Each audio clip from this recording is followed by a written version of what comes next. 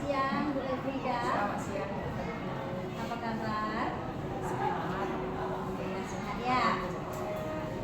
Saya di sini ada untuk kegiatan observasi di kelas kita. Sebelumnya kita akan mengadakan pra-observasi. Di mana pra-observasi ini nanti saya akan menanyakan beberapa pertanyaan dengan Bu Elfrida. Apakah Bu Elfrida bersedia? Ya. Kira-kira tujuan pembelajaran yang akan disampaikan di dalam kelas seperti apa? Topik kami di sana adalah tentang descriptive text. Jadi tujuan pembelajarannya setelah selesai belajar tentang descriptive text, saya harap siswa-siswi saya peserta didik mereka mampu mendeskripsikan seorang tokoh favorit mereka dalam bahasa Inggris. Iya, mendeskripsikan. Iya, deskriptif.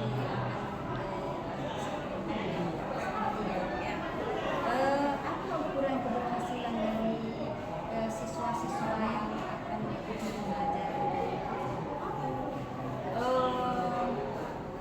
Sebelum mereka mampu untuk mendeskripsikan favorit atau tokoh kesukaan mereka atau fans mereka, idol mereka, kami terlebih dahulu berdiskusi bagaimana cara mengungkapkan atau mengekspresikan atau membuat kalimat-kalimat sederhana dalam bahasa Inggris.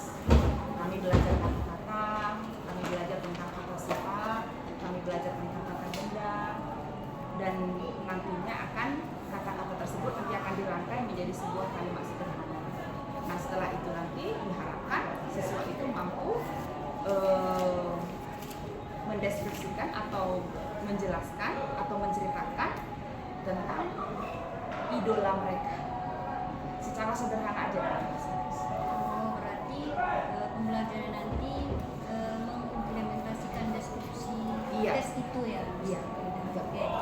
Area yang bagian mana yang akan dikembangkan terhadap siswa tersebut? Yang kami fokuskan itu bagian berbicara atau speaking. Tapi bagian speakingnya ya? Iya. Oke, kira-kira strateginya seperti apa ya? Strateginya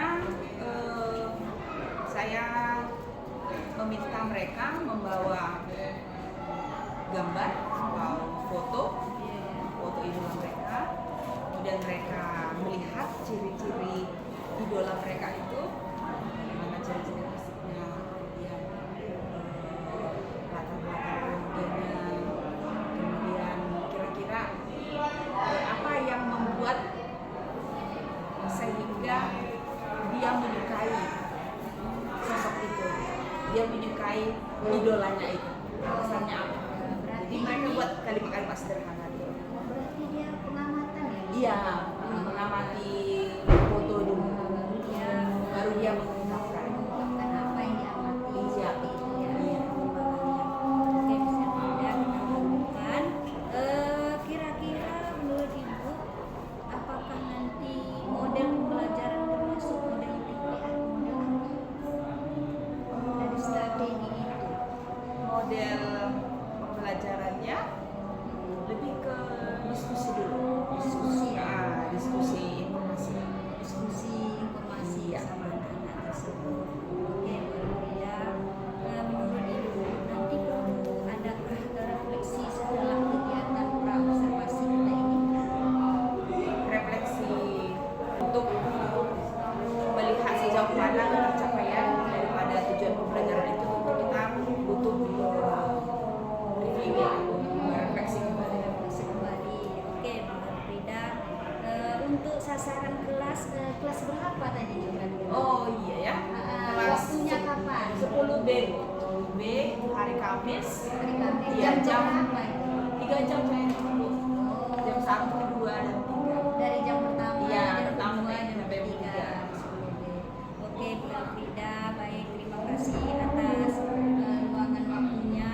Nanti kita akan melaksanakan kegiatan bincang-bincang seperti ini lagi di dalam pasca observasi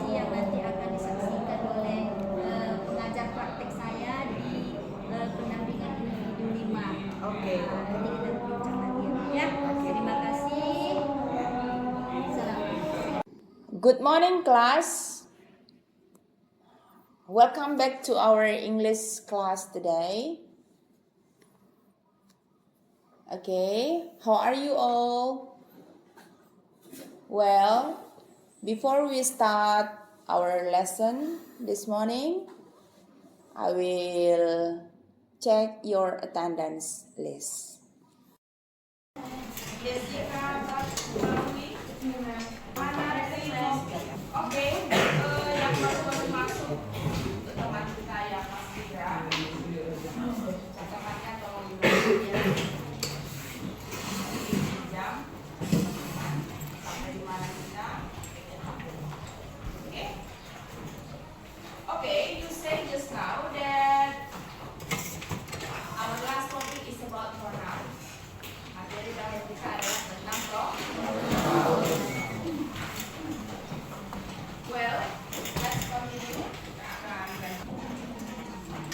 Our topic today is how to create a sentence. Let's say it together.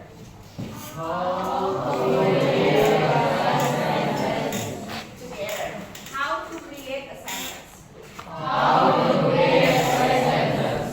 In Indonesia we say what? Bagaimana cara membuat kalimat? Membuat. Jadi kita sekarang belajar membuat kalimat dalam bahasa Inggris.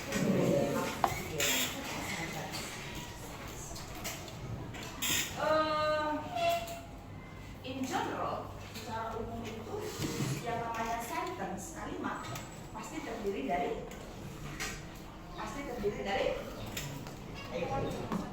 iya. Yang namanya subjek. Pada benar. Sebelum ke objek apa? Sebelum ke objek apa? Predicate.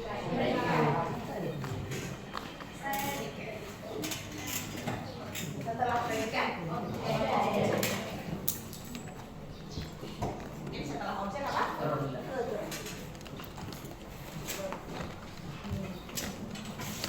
Jadi secara umum, ya, struktur kalimat apakah itu bahasa Indonesia, apakah itu bahasa Inggris, pasti terdiri dari SPO. Nanti kalau kalian buat kalimat, unsur-unsurnya harus nampak. Ya, SPO subject, predicate, object. Oke, in English, dalam bahasa Inggris, kalimat ini terbagi dua.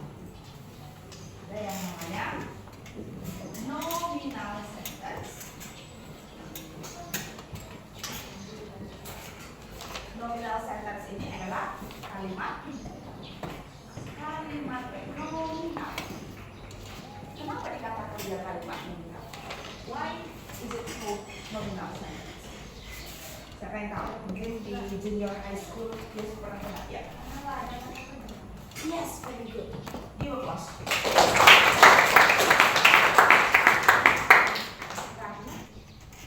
Kalimat nominal ini adalah kalimat yang predikatnya bukan.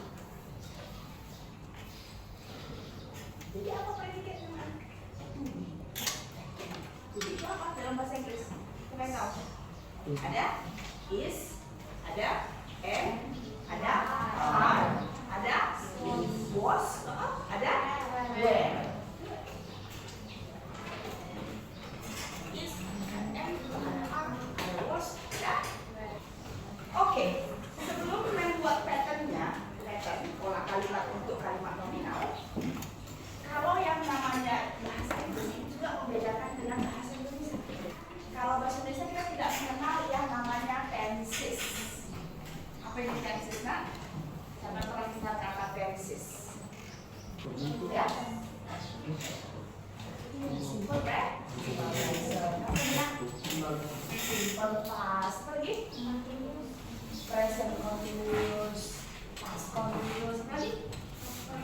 Past perfect. Kalau kita hitung how many tenses are there in masa kamu kuasai tenses, you are able to speak.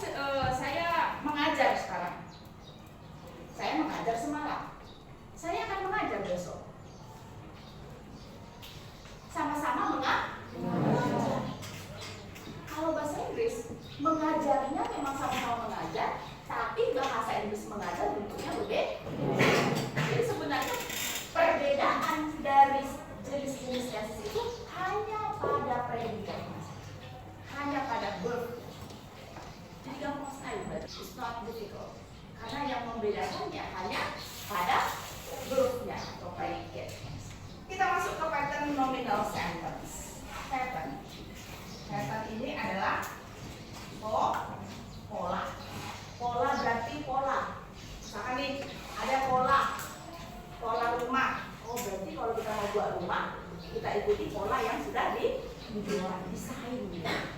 Desainnya, oh desainnya seperti ini. Berarti kalau membuat rumah itu harus seperti desain yang sudah dibuat oleh. Nah, jadi ini pattern untuk nominal sentence.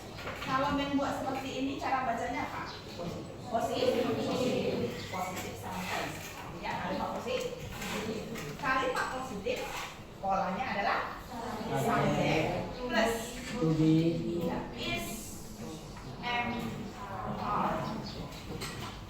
Is MR. Present and ya. Positif subject to be is MR dia plus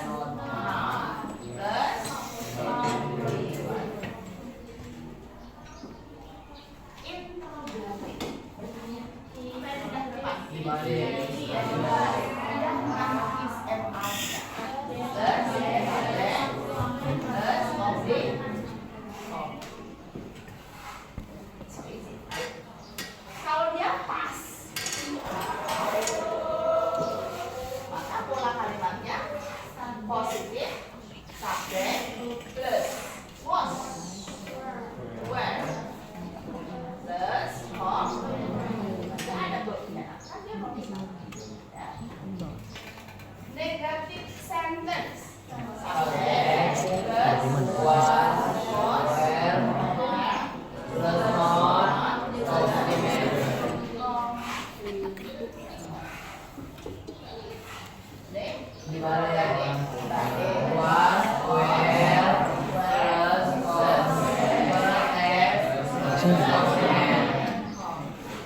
You know how to differentiate is MR?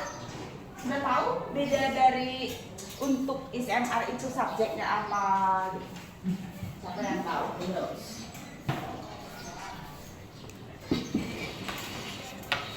Oke, untuk penggunaan to be is MR tentang pronoun. Coba sebutkan subjek pronoun apa aja Lindo? Subjek pronoun. Iya, I, they, we, he, iya, she, he, are you, they, we, she. Kalau subjeknya I, maka apa tulisannya? Kalau subjeknya she, kalau subjeknya he, kalau subjeknya you, kalau subjeknya they, kalau subjeknya it, kalau subjeknya the student,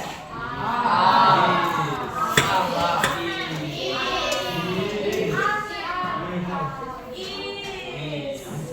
Kalau singular, single, the students, bukan satu. Tapi kalau membuat the students, maka tubinya komplimen.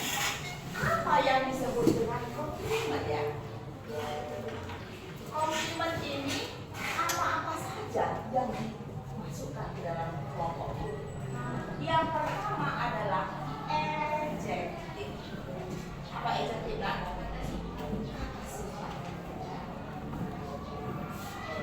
Coba adakah yang bisa menyebutkan kata sifat 5? Ya, si ada buatnya. Zidan. Ya, Zidan. Yeah, of course. Is that up? Slow. Time adjectives.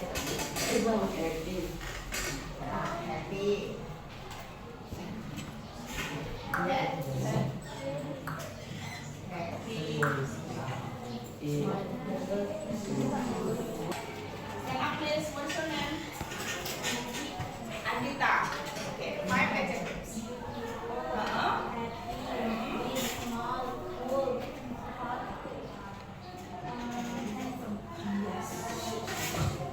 give applause. Kita beri dia W, kita beri dia O, kita beri dia W, kita beri dia wow. Coba together ya. Tapi kalau bahasa Inggris nanti bahasa Inggris aja dulu. Ayo together. Kita beri dia W, kita beri dia O, kita beri dia W, kita beri dia wow.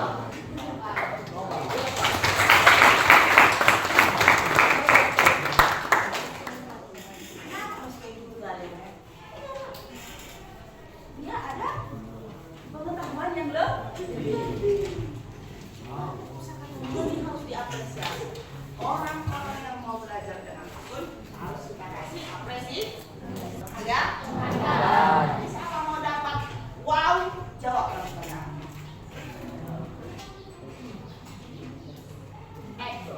Adverb ini banyak. Adverb of place. Apa ini adverb of place? Kata keterangan tempat.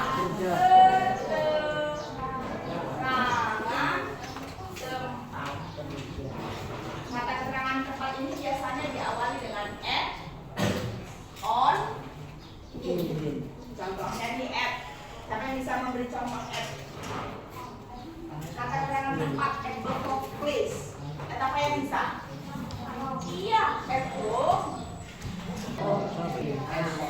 Ya? Iya, on. Contohnya on. On apa yang ada? On the table. On the wall. Apa on the wall? On dinding wall. On the ceiling. Di Plafon.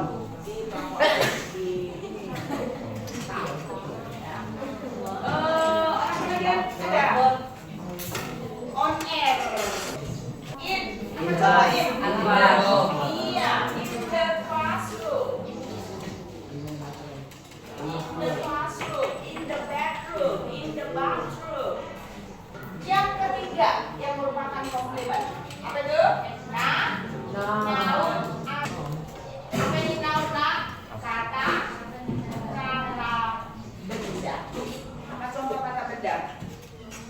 Bird, chair, pen, tumbler, student, teacher, book, smartphone, key, eraser,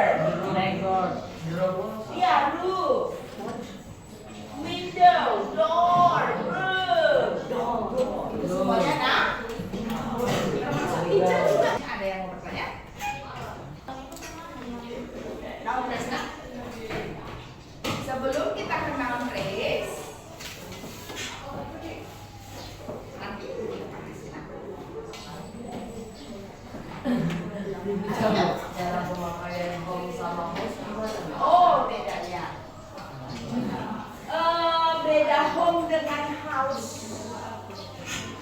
Sebenarnya sama aja, ya. Sama aja. Hanya penggunaannya yang berbeda. Penggunaannya yang seperti apa? Yang seperti kalau dia digunakan dalam preposition, at home. Jadi house itu lebih ke buildingnya. How building?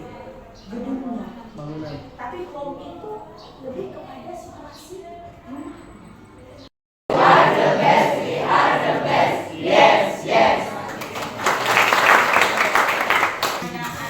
Sindita. Lagi. Apa itu noun phrase?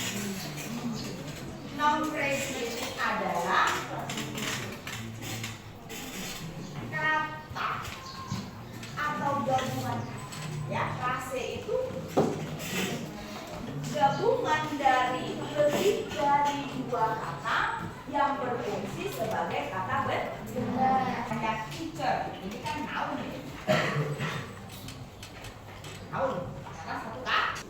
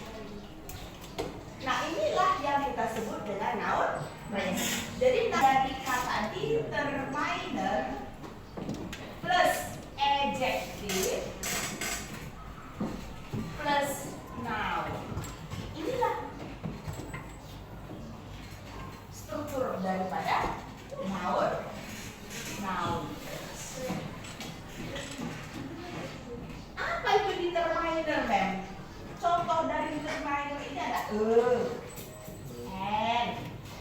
Siapa yang tahu beda E dengan N? Sekarang pertanyaan Mel, apa beda E dengan N? Siapa yang tahu? Yap. Kalau E depannya bukan huruf vokal, kalau N harus huruf vokal. Kita kasih dia W, kita kasih dia O, kita kasih dia W, kita kasih dia Y.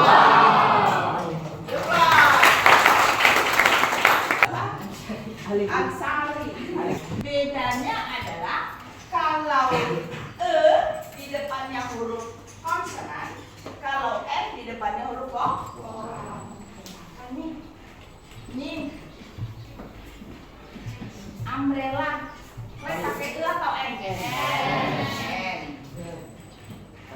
Tapi kalau ini university, kalian pakai E atau N?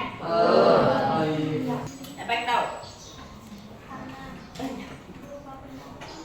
Benar sekali. Ada berubah pada. Misalkan begini dah. What is your name? Nela. Meli.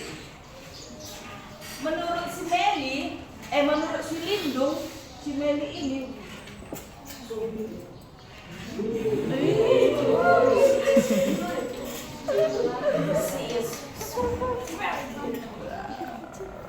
tetapi di matanya si Jidan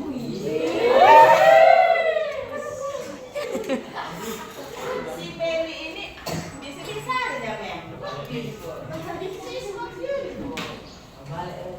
Ya, sister view. Makanya jadi masuk opinion. Karena menurut si Lindung cantik, menurut si Jidan. Contoh yang kedua, smart, pintar. Menurut si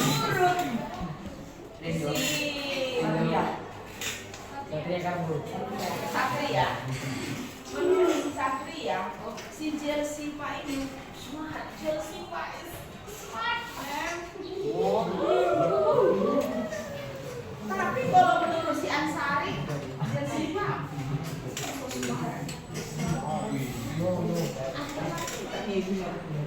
pintar kata si Ron. Enggak. Opi? Ini masih banyak lagi yang termasuk di kamera.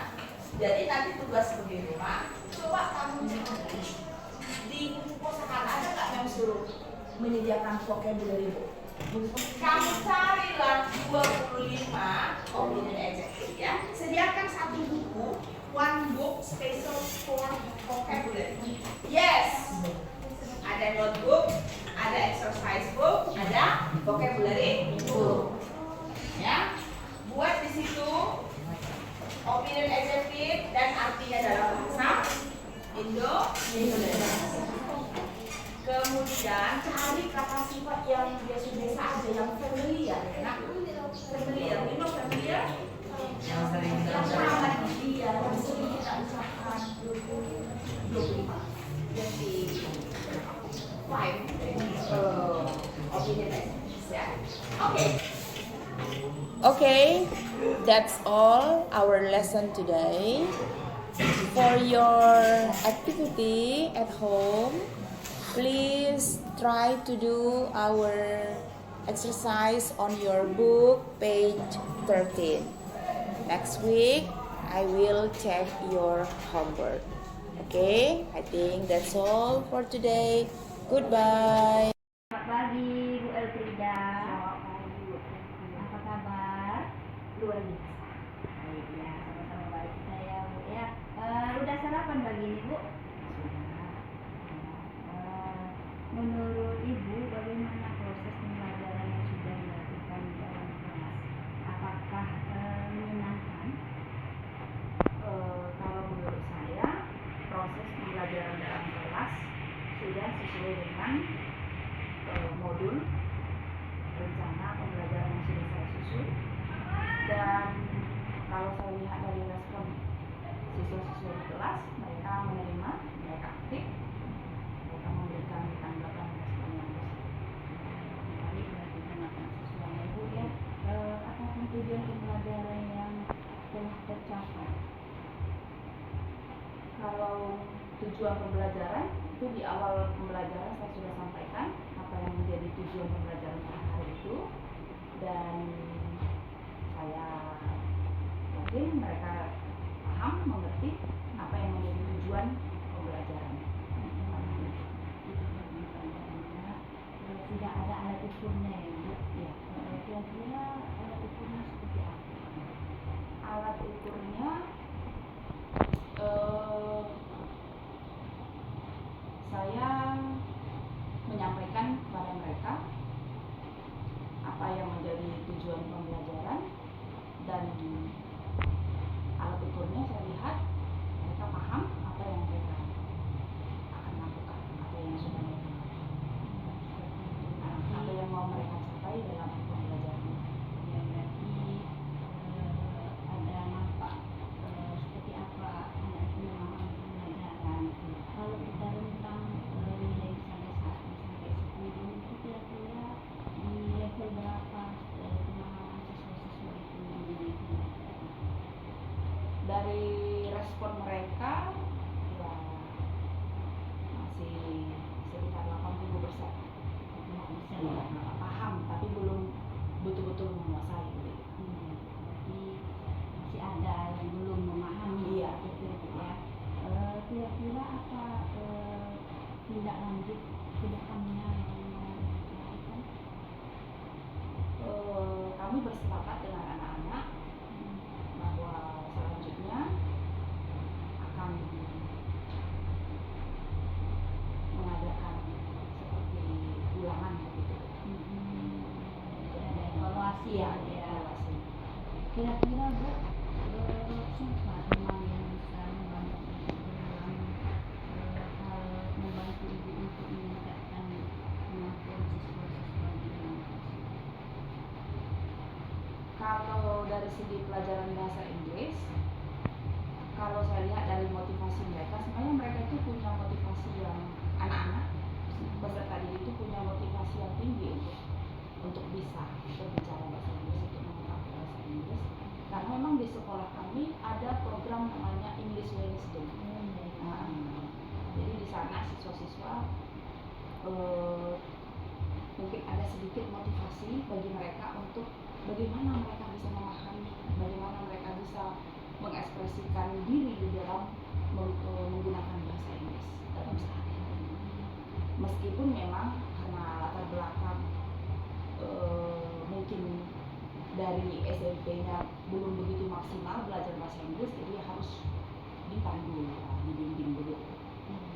Kira-kira kapan targetnya Ibu untuk membimbing anak-anak ini di dalam pelajaran bahasa Inggris?